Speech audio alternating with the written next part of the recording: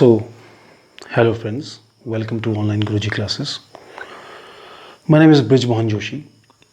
तो आज मैं कुछ करंट के टॉपिक आपसे करंट का एक टॉपिक आपसे डिस्कस करने वाला हूँ.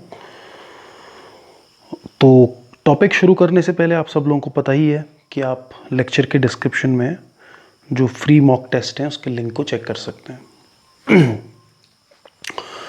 तो फ्रेंड्स, कभी आपने एनर्जी के बारे में सोचा है कि हमारा जो अर्थ है कैसे धीरे धीरे जैसे जैसे पॉपुलेशन बढ़ रही है तो एनर्जी रिक्वायरमेंट बढ़ रही है. पहले इतनी एनर्जी रिक्वायरमेंट्स नहीं थी क्योंकि बहुत लिमिटेड एक्टिविटीज़ होती थी. आज की डेट में हमें इंडस्ट्रियलाइजेशन करना है, ट्रांसपोर्ट सेक्टर को चलाना है, तो एनर्जी रिक्वायरमेंट है. अब देखिए, जो कन्वेंशनल सोर्स ऑफ एनर्जी है वो हमारे हाइड्रोकार्बन्स हैं, चाहे वो कोल हो, पेट्रोलियम हो, नेचुरल गैस हो. आपको पता है कि ये बहुत लिमिटेड क्वांटिटी में है अर्थ में, एक दिन इन्हें ख़त्म होना ही होना है. तो फ्यूचर का क्या. दूसरी बात ये है कि इनसे कार्बन एमिशन बहुत होता है, तो इन्वायरमेंट के लिए बहुत हार्मफुल है. यानी कि अगर इनकी मदद से हम डेवलपमेंट करते हैं तो वो सस्टेनेबल डेवलपमेंट नहीं है, तो ultimately it will harm the environment. तो फिर दूसरा उपाय ये आता है कि non conventional sources of energy, जैसे कि solar power, wind power, hydro power. But still इनका इंफ्रास्ट्रक्चर कॉस्ट बहुत ज़्यादा है. जो हाइड्रो पावर है वो तो आप कह सकते हैं कि अगर किसी तरह की नेचुरल कैलेमिटी अगर आती है तो हाइड्रो पावर जो है वो एक तरह से आप ये कह सकते हैं कि जिसको हमने एक कंस्ट्रक्टिव पर्पस के लिए बनाया है तो वो डिस्ट्रक्टिव साबित हो सकती है. तो एक न्यूक्लियर पावर के बारे में आपने सुना होगा, और न्यूक्लियर रिएक्शंस आप सभी ने पढ़ी होंगी. Nuclear reactions are of two types. एक होता है न्यूक्लियर फ्यूजन, एक होता है न्यूक्लियर फिशन. सिंपल सी बात है, न्यूक्लियर फ्यूजन में क्या होता है कि दो लाइट जो न्यूक्लियाई होते हैं, यानी कि दो हल्के न्यूक्लियस आपस में मिलके एक भारी न्यूक्लियस बनाते हैं. जैसे दो हाइड्रोजन एटम, दो जो हाइड्रोजन की न्यूक्लियस हैं वो कंबाइन हो गए और उन्होंने हीलियम एटम या हीलियम न्यूक्लियस बना दिया. क्लियर. उसी तरह से जो न्यूक्लियर फिजन होता है उसमें एक हैवी न्यूक्लियस होता है, जैसे यूरेनियम 235, यूरेनियम 233. ठीक है. तो ये फिजन होके लाइटर न्यूक्लियाई में डेवलप होते हैं. ठीक है. अब मैं टेक्निकल डिटेल में नहीं जाऊंगा क्योंकि न्यूक्लियर रिएक्शंस का कॉन्सेप्ट बिल्कुल अलग है. वो केमिकल रिएक्शंस की तरह नहीं होती है. ठीक है ना. वो एटॉमिक लेवल पे काम करती हैं, खासकर न्यूक्लियर लेवल पे काम करती हैं. तो आप ये देखिए, जितने भी हमारे न्यूक्लियर रिएक्टर्स हैं एट प्रेजेंट, वो सभी आपके जो हैं वो फ्यूजन रिएक्टर्स, वो सभी आपके फिजन रिएक्शन पे काम करते हैं. यानी कि जो न्यूक्लियर रिएक्टर होता है वो न्यूक्लियर फिजन पे काम करता है, यानी कि वहाँ पर हैवी न्यूक्लियस स्प्लिट होता है लाइटर न्यूक्लियर में. तो बहुत बड़ा सेटअप है उसके लिए. उस रिएक्शन को हम लोग कंट्रोल करते हैं. ठीक है ना. तो उसके कंट्रोलिंग के अलग अलग टेक्निक्स हैं. हमें आइसोटोप को सेपरेट करना पड़ता है. तो न्यूक्लियर रिएक्टर भी आपने क्लास 10 तक साइंस में पढ़ा होगा. ठीक है ना. तो उसके टॉपिक पे भी मैं नहीं जाऊंगा, न्यूक्लियर रिएक्टर पे. बस मैं न्यूक्लियर रिएक्टर के बारे में एक बात कहना चाहूँगा कि न्यूक्लियर रिएक्टर एक limited amount of energy supply कर सकते हैं. जब उनका फ्यूल ख़त्म हो जाएगा, न्यूक्लियर फ्यूल, तो then they will stop supplying energy. Clear. तो दूसरी बात ये क्या है कि अगर कोई डिज़ास्टर होता है तो जो न्यूक्लियर रिएक्टर्स हैं they can be very dangerous. उनसे रेडिएशंस निकलती हैं and then those radiations can be very harmful. Clear. तो हम लोग न्यूक्लियर रिएक्टर्स को डेवलप तो कर रहे हैं. इंडिया में भी आपने देखा होगा हमारा जो हमने इंडो यूएस जो सिविल न्यूक्लियर जो एग्रीमेंट है, वो उसका मोटिव यही है कि इंडिया के अंदर न्यूक्लियर रिएक्टर टेक्नोलॉजी ट्रांसफ़र हो. सिविल न्यूक्लियर डील जो हमने की थी अमेरिका से. ठीक है. तो ये तो हो गया अभी तक का कि आज तक की बात क्या है. अब भविष्य की बात क्या है. तो अगर भविष्य की तरफ देखना है तो सूरज और तारों की तरफ देखो. ठीक है, हमेशा बोलते हैं ना कि ऊपर देखो, आसमां देखो, सूरज और तारों की तरफ देखो, वही बात यहाँ पे फिट होती है। सन को देखिए, कितने सालों से सन कांस्टेंट एनर्जी सप्लाई कर रहा है, ठीक है ना। हम लोग जिंदा हैं, हमारी बॉडी में जो भी एनर्जी है सनलाइट है। कैसे सनलाइट है? क्योंकि अगर फोटोसिंथेसिस नहीं होगा तो प्लांट कैसे अपना फूड प्रोड्यूस करेंगे? तो प्लांट अगर नहीं होंगे, प्राइमरी प्रोड्यूसर नहीं होंगे, तो फिर आपकी फूड चेन कैसे चलेगी? और फूड चेन अगर नहीं चलेगी तो हम लोग कैसे ज़िंदा रहेंगे? तो मतलब हमारी जो एनर्जी का सोर्स है वो सन है। तो दिमाग में एक आइडिया आता है कि कुछ ऐसा हो सकता है क्या, कोई ऐसा रिएक्टर बन सकता है, क्योंकि सन अपने आप में एक फ्यूजन रिएक्टर है, ठीक है ना। उसके अंदर न्यूक्लियर फ्यूजन होता है। अब वो क्यों होता है वो मैं आपको अभी लेक्चर के अगले हिस्से में बताऊंगा। आप बिल्कुल बने रहिए लेक्चर में, काफ़ी इंटरेस्टिंग होने वाला है, ज्ञान की बातें कुछ हम लोग करेंगे यहाँ पे। तो जो सन है, कुछ ऐसा हो जाए कि सन तो नहीं लेकिन सन से थोड़ा सा छोटा एक मिनी सन हम लोग क्या अर्थ में भी क्रिएट कर सकते हैं क्या? इस तरह का कोई, क्योंकि सन हीट जनरेट कर रहा तो एक तरह का इंजन ही है वो, कुछ ऐसा हीट इंजन यानी कि कुछ ऐसी मशीन डेवलप कर सकते हैं कि जिसके अंदर कंट्रोल्ड न्यूक्लियर फ्यूजन हो और हमें एनर्जी मिलती रहे सालों सालों तक। तो एक तरफ जो हमारे न्यूक्लियर फ्यूजन रिएक्टर हैं जिनकी बहुत लिमिटेशन होती है, फ्यूजन से आप देखिए एनर्जी जनरेट होती रहेगी, फ्यूल भी उसमें कम लगेगा। तो सन में हाइड्रोजन है, तो हाइड्रोजन बहुत अबेंडेंस में है अर्थ में, क्लियर। तो क्या ऐसा हो सकता है? देखिए, साइंस में हर चीज़ एक सोच से डेवलप होती है, क्लियर है कि नहीं है। आप आज मोबाइल फ़ोन यूज़ कर रहे हैं, उसमें आप ऑनलाइन गेम्स खेलते हैं, आप ऑनलाइन फूड डिलीवर करते हैं, आप वीडियो कॉलिंग करते हैं। तो आप ये सोचिए, आपने कभी 90s में ये कॉन्सेप्ट इमेजिन किया होगा कि ऐसा कुछ हो सकता है, या 1950s में ये कभी लोगों को समझ में आया कि कुछ ऐसी डिवाइसेस भी हो सकते हैं इसके अंदर कैमरा, इंटरनेट जैसी चीज़ें हों? लेकिन हर चीज़ एक सोच से शुरू होती है। तो उसी सोच का नाम जो है आज हम लोग पढ़ेंगे वो है इंटरनेशनल थर्मोन्यूक्लियर एक्सपेरिमेंट रिएक्टर, ठीक है ना। ये इंपॉर्टेंट क्यों है आपके एग्जामिनेशन पॉइंट ऑफ व्यू के लिए? क्योंकि इंडिया भी इसका एक मेंबर है। तो इंटरनेशनल थर्मोन्यूक्लियर एक्सपेरिमेंट रिएक्टर एक प्रयास है, एक कोशिश है कि जो फ्यूजन है, जो न्यूक्लियर फ्यूजन है, जैसे सन के अंदर होता है या स्टार्स के अंदर होता है, तो उसी को अर्थ में एक कंट्रोल्ड इन्वायरमेंट में फ्यूजन रिएक्शन की जाए ताकि हमें ट्रिमेंडस अमाउंट ऑफ एनर्जी मिले। तो इस एक्सपेरिमेंट का सबसे मेन मोटिव क्या है कि अगर ये एक्सपेरिमेंट सक्सेसफुल होता है और अगर इस तरह से कोई टेक्नोलॉजी फ्यूचर में डेवलप होती है तो फिर हमारी सारी की सारी एनर्जी रिक्वायरमेंट्स हमेशा के लिए जो हमारी प्रॉब्लम है वो सॉल्व हो जाएंगी, और ये थोड़ा सेफ भी है as compare to fusion reactors, ठीक है। तो सबसे पहले प्रोजेक्ट के बारे में जान लेते हैं।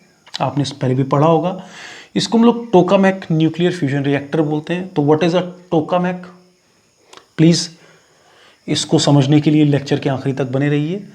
24 अक्टूबर 2007 को ये प्रोजेक्ट शुरू हुआ था और अभी इसका जो एक्सपेरिमेंटल फेज़ है 2013 से 2025 तक शुरू हुआ है।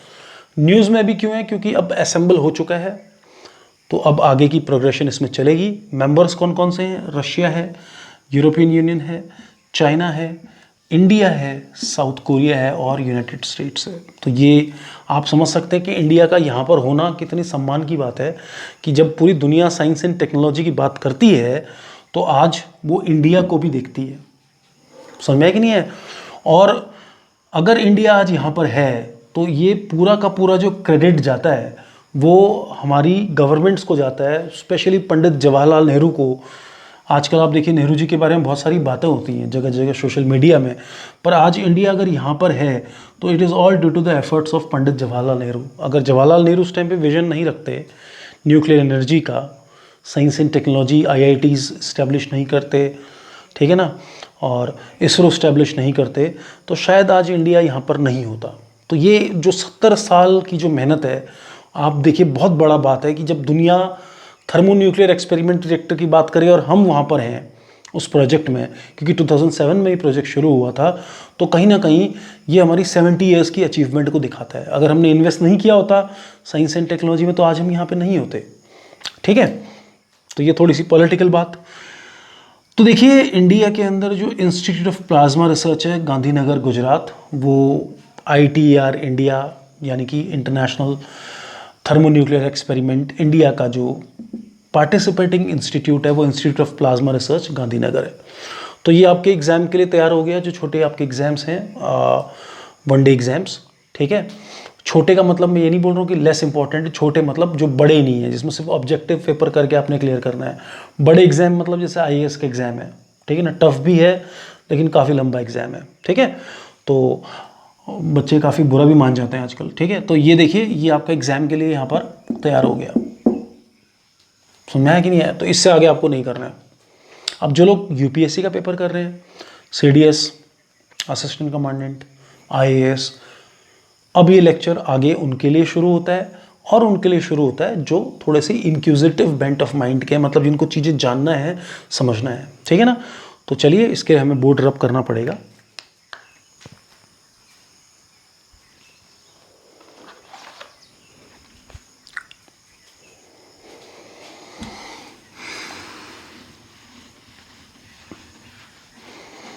तो मैं सबसे ऊपर लिख देता हूँ ITER, जो मैंने थोड़ा सा और ऊपर लिख देता हूँ उसको, छोटा लेकिन।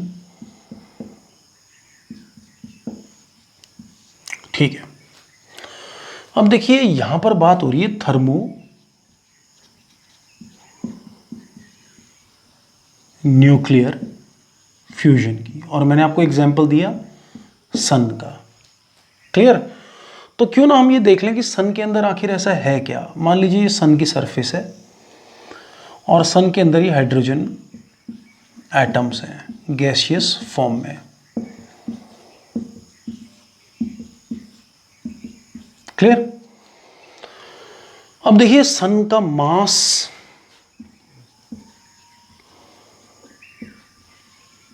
बहुत ज्यादा है। क्लियर है कि नहीं है? तो मास ज्यादा होगा तो डेंसिटी ज्यादा होगी।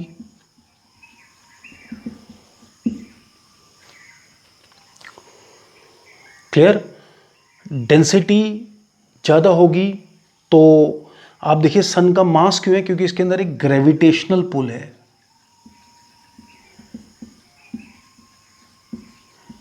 देखिए जिस प्रोडक्ट का मास जितना ज़्यादा होता है उसके अंदर ग्रेविटेशनल फोर्स उतना ज़्यादा डेवलप होता है, यानी कि वो ज़्यादा ग्रेविटेशनल फोर्स एग्जर्ट करता है। क्लियर है कि नहीं? तो अब देखिए क्या है, इतने मास जैसे ऐसे सन, अब देखिए सन स्टार्ट हुआ होगा, ऐसा थोड़ी कि सन पहले से ग्लो करने लगा होगा। ठीक है, सन ग्लो कैसे किया होगा? तो सन जब ग्लो किया होगा तो उस प्रोसेस को हम लोग ने बोला है प्लाज्मा। प्लाज्मा फॉर्मेशन, यानी कि सन के अंदर एकदम से न्यूक्लियर फ्यूजन रिएक्शन स्टार्ट नहीं हुई, पहले उसके अंदर हुआ प्लाज्मा। क्लियर है कि नहीं है? अब देखिए क्या है, सन के अंदर ट्रिमेंडस मास की वजह से, क्लियर है कि नहीं है, there is tremendous mass. Clear? There is a gravitational pull. So जो हाइड्रोजन जो एटम है वो पास आने शुरू हो गए। ठीक है ना, पास आने शुरू हो गए तो उनके अंदर क्या डेवलप हुआ? हीट डेवलप हुई, जिसको हम लोग बोलेंगे थर्मो। थर्मो का मतलब हीट। क्लियर है कि नहीं है? हीट जब डेवलप हुई तो देखिए मैटर की 3 स्टेज होती है, एक होता है सॉलिड, एक होता है लिक्विड, एक होता है गैस। यहां तक आपने पढ़ा है। एक चौथी स्टेज है प्लाज्मा, और एक 5वीं स्टेज भी होती है जिसको हम लोग बोस आइंस्टीन कंडेंसेट बोलते हैं। ठीक है ना? अब देखिए जो प्लाज्मा है, 1920 में इरविंग लैंगमर नाम के एक साइंटिस्ट थे जिन्होंने सबसे पहले प्लाज्मा का कॉन्सेप्ट दिया था। ठीक है ना? तो प्लाज्मा है क्या? प्लाज्मा एक एक्साइटेड गैस है। एक्साइटेड गैस का मतलब क्या है? जैसे मान लीजिए ये हाइड्रोजन एटम है, ये इसका न्यूक्लियस है। क्लियर है कि नहीं है? इसके न्यूक्लियस में ये प्रोटॉन है। क्लियर? आई बात समझ में। और ये है इसका इलेक्ट्रॉन। अब हीट की वजह से इलेक्ट्रॉन इतना सेपरेट हो गया, मतलब इतना एक्साइट हो गया कि इलेक्ट्रॉन पहुंच गया फ्री स्टेट में।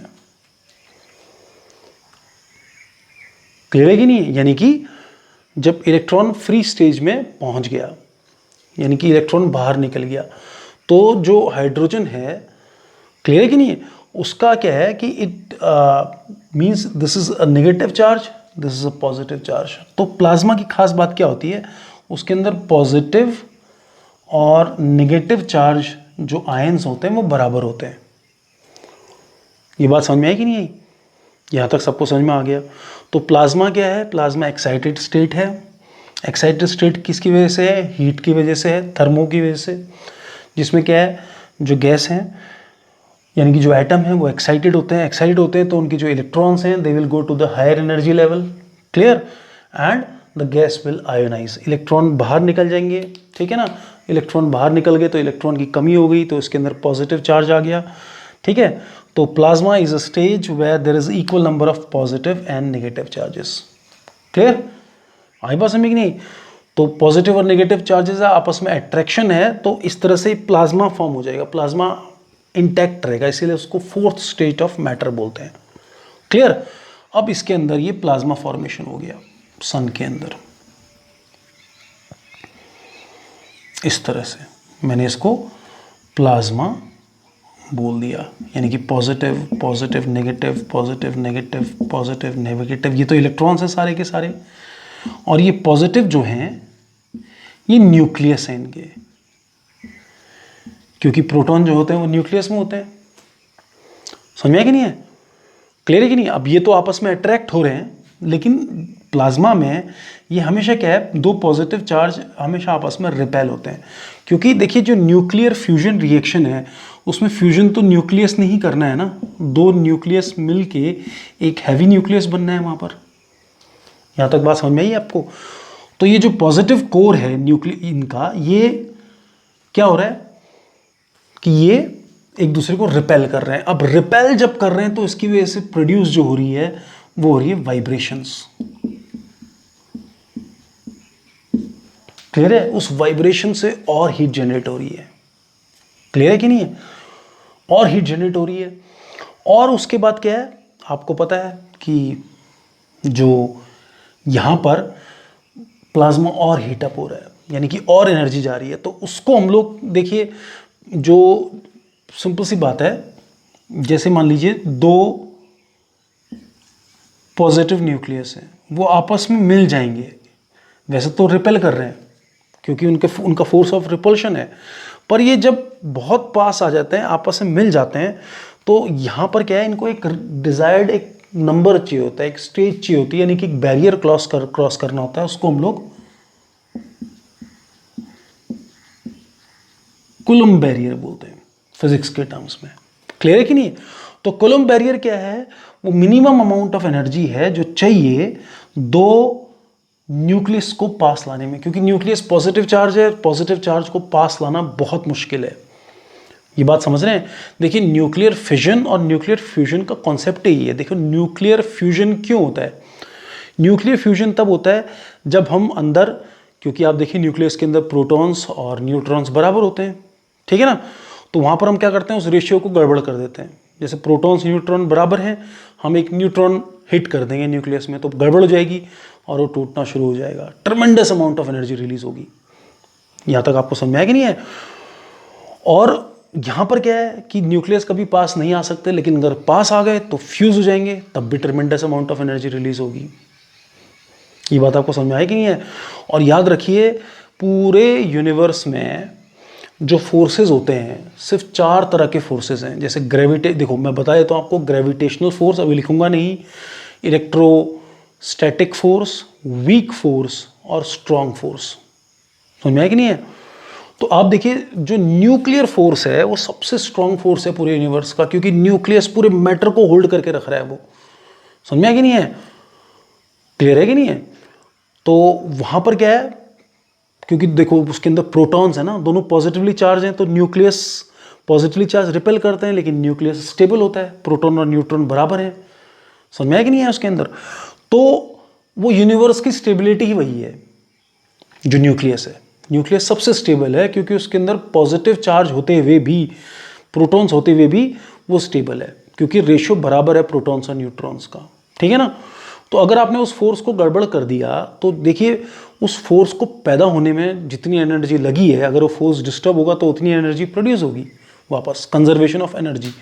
तो इसीलिए न्यूक्लियर बॉम्ब्स इतने खतरनाक होते हैं, क्योंकि न्यूक्लियर स्टेबिलिटी डिस्टर्ब हो जाती है। तो जो आपका फिजन होता है, फिजन में हम लोग क्या करते हैं, सिंपल न्यूट्रॉन प्रोटॉन रेशियो को गड़बड़ कर देते हैं, ठीक है ना। गड़बड़ कैसे करते हैं, एक स्लो न्यूट्रॉन, मतलब एक न्यूट्रॉन इंजेक्ट कर देते हैं अंदर, तो उसका मामला पूरा गड़बड़ हो जाता है। यहाँ पर क्या है, फ्यूजन। फ्यूजन सबसे टफ है, फिजन फिर भी इजी है कि न्यूट्रॉन स्ट्राइक किया और फिजन शुरू हो गया। फ्यूजन बहुत मुश्किल है, क्योंकि आप ये देखिए फ्यूजन के लिए आपको बहुत बड़ा एनर्जी बैरियर पार करना पड़ता है, यानी कि ट्रिमेंडस अमाउंट ऑफ एनर्जी और हीट चाहिए ये कूलम बैरियर पार करने के लिए, तब जाके फ्यूजन होगा। यहाँ तक आपको बात समझ में आएगी नहीं आएगी।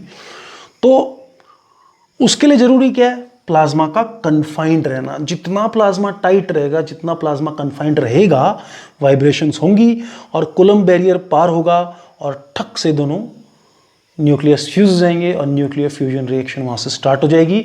और कूलम का टाइट रहना बहुत, मतलब जो ये प्लाज्मा है इसका टाइट रहना बहुत ज़रूरी है, ठीक है ना।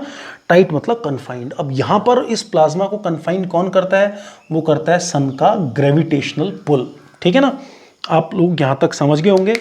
अब हम यहाँ से बाहर आएंगे और सिर्फ एक टर्म पे हम जाएंगे, इसको हम लोग बोलेंगे प्लाज्मा कन्फाइनमेंट। क्या बोलेंगे,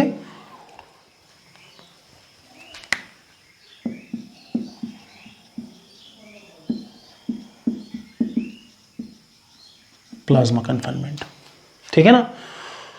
तो सन के केस में प्लाज्मा को टाइट रखने का काम कौन कर रहा है, ग्रेविटेशन, ठीक है। अब मुझे प्लाज्मा रिएक्टर बनाना है, तो भैया प्लाज्मा तो चलो मैं क्रिएट कर लूंगा, ठीक है ना। अब प्लाज्मा को उतने हाई टेम्परेचर, उतनी हाई एक्साइटेड स्टेट को मुझे पहुंचाना होगा और उसको कन्फाइंड रखना होगा। तो सन की तरह इतना बड़ा मास तो मैं क्रिएट नहीं कर सकता हूं, तो मुझे तो कुछ दिमाग स्मार्ट तरीका लगाना पड़ेगा ना। तो उसके लिए प्लाज्मा को कन्फाइन करने के लिए मैं यूज करूंगा मैग्नेटिक फील्ड। क्या यूज करूंगा, मैग्नेटिक फील्ड। और जब मैग्नेटिक फील्ड से हम लोग प्लाज्मा को कन्फाइन करते हैं, इसी को हम लोग टोकामैक बोलते हैं।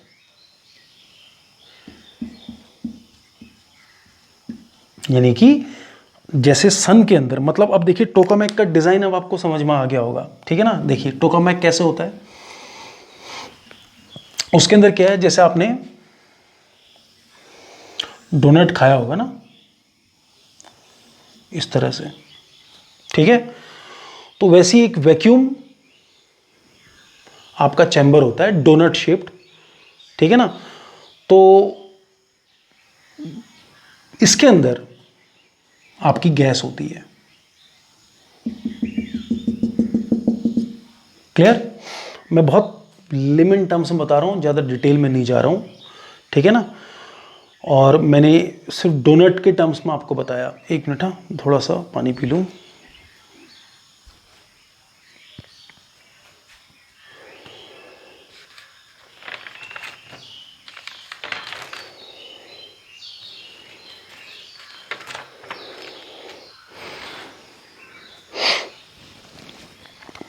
ठीक है, तो देखिए ये जो डोनट शेप है ना, इसको टोरॉइड बोलते हैं मैथमेटिक्स के टर्म में। यानी कि 3 डायमेंशनल सर्कल है, सर्कल को थोड़ा उठा दिया, डोनट की तरह समझ लीजिए आप। तो इसमें ये गैस रहती है। मैं बहुत ही सिंपल टर्म्स में बता रहा हूँ, मैं डिटेल में नहीं जा रहा हूँ, ठीक है। अच्छा, इसके अंदर क्या है, एक तो ऐसे वर्टिकल और एक किनारे इसके इस तरह से मैग्नेटिक कॉइल्स होती हैं, ठीक है ना।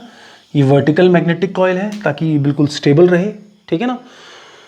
और इसके अंदर किनारे ये आपकी मैग्नेटिक कॉइल्स हैं, बहुत स्ट्रॉन्ग मैग्नेटिक कॉइल्स ही होती हैं। समझ में आया कि नहीं है। तो ये क्या होता है मैग्नेटिक कॉइल्स, अंदर गैस है, तो जब हम मैग्नेट के स्ट्रेंथ को बढ़ाते हैं तो वो जो प्लाज्मा जब अंदर फॉर्म होता है तो प्लाज्मा और कॉम्पैक्ट होता रहता है सन की तरह। देखिए कितना बढ़िया मेथड है। हमने यहाँ पर, वहाँ पर ग्रेविटेशन था, यहाँ पर हमने एक्सपेरिमेंट में ये सोचा कि अगर हम मैग्नेटिक फील्ड लगा दें चारों तरफ से प्लाज्मा के, तो प्लाज्मा को कन्फाइन कर सकते हैं। समझा कि नहीं है? और तब जाके वो टेम्परेचर हम लोग अचीव कर सकते हैं, मेरे ख्याल से मतलब अप्रॉक्सीमेटली 100 मिलियन डिग्री सेल्सियस का वो टेम्परेचर होता है जो उसको अचीव करना पड़ता है इसको फ्यूजन होने के लिए। आई बात समझ में नहीं आई? तो इस मैग्नेटिक फील्ड, अब देखिए उसके बाद क्या होगा, इसमें से ट्रेमेंडस अमाउंट ऑफ हीट जनरेट होगी। तो ट्रेमेंडस अमाउंट ऑफ हीट जनरेट होगी तो ये जो मैग्नेटिक कॉइल्स है इनका ठंडा रहना भी बहुत ज़रूरी है। क्लियर है कि नहीं? तो उसके लिए जनरली हम लोग क्या करते हैं, इसमें हम लोग बहुत सारे मेथड हैं, उतने डिटेल में भी मैं नहीं जाऊंगा, ठीक है ना। तो जो क्रायोजेनिक सब्सटेंसेस होते हैं, जैसे इंडिया इसके ऊपर रिसर्च कर रहा है क्रायोजेनिक्स के ऊपर, लिक्विड नाइट्रोजन, ये सब बहुत कम ठंडा टेम्परेचर इसको रखा जाता है इसको मेंटेन रखने के लिए। तो एक बार आप कूलम्ब बैरियर पार कर गए तो अंदर फिर फिजन रिएक्शन शुरू हो जाएगी, सॉरी न्यूक्लियर फ्यूजन शुरू हो जाएगा, और प्लाज्मा को हमने कन्फाइंड रखा हुआ। तो जब तक प्लाज्मा कन्फाइंड रहेगा, ठीक है ना, तो उसके अंदर मतलब फ्यूल चाहे जितना भी हो, लेकिन जो अमाउंट ऑफ एनर्जी होगी वो ट्रेमेंडस अमाउंट ऑफ एनर्जी होगी। समझ में कि नहीं है? और उससे हमारी एनर्जी रिक्वायर, मतलब आप ये समझिए कि आप एक ग्लास वाटर से, अब मैं वाटर क्यों बोल रहा हूं अभी समझाऊंगा, एक ग्लास वाटर से इतनी एनर्जी जनरेट कर सकते हो जितना आपका 10 साल का हाइड्रोकार्बन जनरेट ना कर पाए। और वाटर क्यों? क्योंकि सी वाटर की बात है, क्योंकि इसके अंदर जो फ्यूजन होगा वो होगा एक तो हाइड्रोजन का। अब हाइड्रोजन के 3 आइसोटोप होते हैं, एक आपका 1H1 जिसको हम लोग प्रोटियम बोलते हैं, एक होता है 2H1 इसको हम लोग ड्यूटेरियम बोलते हैं, और एक होता है 3H1 इसको हम लोग ट्रिटियम बोलते हैं। ठीक है ना? क्लियर है कि नहीं? तो ये H, ये D और ये T। तो आपने ये ड्यूटेरियम के बारे में सुना होगा, इससे हैवी वाटर भी बनता है, D2O। हैवी वाटर आपके न्यूक्लियर रिएक्टर्स में काम आता है जो फिजन रिएक्टर्स होते हैं। ठीक है ना? तो ड्यूटेरियम और ट्रिटियम को जो है फ्यूज इसमें करवाया जाता है। लेकिन ये जो ट्रिटियम है आपका, देखिए इनमें फ़र्क क्या होता है, इसमें न्यूट्रॉन बिल्कुल नहीं होते। जो नॉर्मल हाइड्रोजन होती है उसमें न्यूट्रॉन नहीं होते हैं, इसमें एक न्यूट्रॉन होता है। ठीक है ना? एक न्यूट्रॉन एक प्रोटॉन। और इसके अंदर भी क्या होगा, इसके अंदर 2 न्यूट्रॉन होंगे एक प्रोटॉन होंगे, इसलिए ये जो है रेडियो एक्टिव होती है। ठीक है ना? लेकिन याद रखना ये पाई नहीं जाती अर्थ में, मतलब अगर आप पूरे अर्थ से इसको निकालने की कोशिश करोगे 20 kg से ज़्यादा एटमॉस्फेयर में ये नहीं होगा। समझ में आया कि नहीं है? क्लियर है? तो इसको यूज नहीं होता। तो इसके लिए एक मिनट, थोड़ा सा मैं माइक थोड़ा एडजस्ट कर लेता हूं।